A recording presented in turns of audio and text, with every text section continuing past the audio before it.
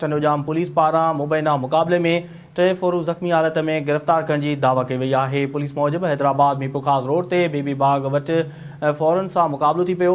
Police जो चवणु आहे त जुनैद नुहाणी, अयाज़ नुहाणी ऐं सजावल गिरगेज़ वटां 2 पिस्टल हथिया विया आहिनि। पुलिस मूजिबि जवाबदार जो वास्तो जामशोर सां आहे। संदनि ख़िलाफ़ मुख़्तलिफ़ थाणनि ते केस दाख़िल आहिनि। अव्हां खे आगाह करायूं त टंडोजाम पुलिस पारां मुबैना मुक़ाबले में 3 फोरू ज़ख़्मी हालत में गिरफ़्तार करण जी दावा कई वई आहे। पुलिस मूजिबि हैदराबाद मीरपुर ख़ास रोड ते बेबी बाग वटि फ़ौरन सां मुक़ाबलो थी पियो। पुलिस जो चवणु आहे त जुनैद नुहाणी, अयाज़ नुहाणी ऐं सजावल गिरगेज़ वटां 2 पिस्टल हथिया विया आहिनि। पुलिस मूजिबि जवाबदार जो वास्तो जामशोर सां आहे। संदनि ख़िलाफ़ मुख़्तलिफ़ थाणनि ते केस बि दाख़िल आहिनि। अव्हां खे आगाह करे रहिया आहियूं टंडोजाम पुलिस पारां मुबैना मुक़ाबले में 3 फोरू ज़ख़्मी हालत में गिरफ़्तार करण जी दावा कई वई आहे। पुलिस मूजिबि हैदराबाद मीरपुर ख़ास रोड ते बेबी बाग वटि फ़ौरन सां मुक़ाबलो थी पियो। पुलिस जो चवणु आहे त जुनैद नुहाणी, अयाज़ नुहाणी ऐं सजावल गिरगेज़ वटां 2 पिस्टल हथिया विया आहिनि।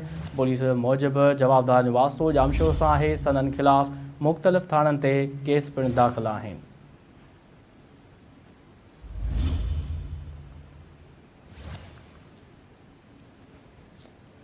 टंडोजाम पुलिस पारां मुबैना मुक़ाबले में 3 फोरू ज़ख़्मी हालत में गिरफ़्तार करण जी दावा कई वई आहे। पुलिस मूजिबि हैदराबाद मीरपुर ख़ास रोड ते बेबी बाग वटि फ़ौरन सां मुक़ाबलो थी पियो।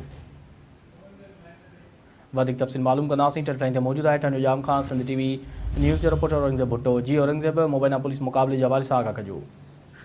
जी, टंडोजाम पुलिस जेको आहे जो मुबैना पुलिस मुक़ाबले में 3 फोरू ज़ख़्मी हालत में गिरफ़्तार करण जी दावा कई आहे, जिन जी सुञाणप जुनैद नुहाणी, अयाज़ नुहाणी, सजावल गुरगेज़ तौरु कई वई आहे। SHO टंडोजाम आहे शहज़ाद काज़ी, उनजो जेको आहे इन मामले में चवणु हुयो त कुझु इतला ते जेको आहे हिकु नाकाबंदी कई वई हैदराबाद मीरपुर रोड ते बेबी बाग वटि जेको आहे उते पुलिस सां दूबदू मुक़ाबलो थी पियो, जंहिंमें जेको आहे भई 2 जवाबदार जेके उहे ज़ख़्मी हालत में गिरफ़्तार कया आहिनि, जिन खे ज़ख़्मी हालत में सिर्फ़ु हैदराबाद में वियो आहे। 2 जेके आहिनि उहे जामशोरो जा रहवासी ॿुधाए पिया वञनि। पुलिस मूजिबि छलगिरी थाणो, नसीमनगर कासमाज ॿिनि इलाइक़नि में जेको आहिनि पुलिस मुक़ाबले ॿिनि केसनि में घुरिबल आहिनि।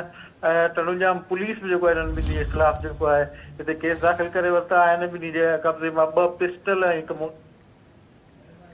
ठीकु आहे। तफ़सील ॾियण लाइ वॾी महिरबानी औरंगज़ेब भुट्टो।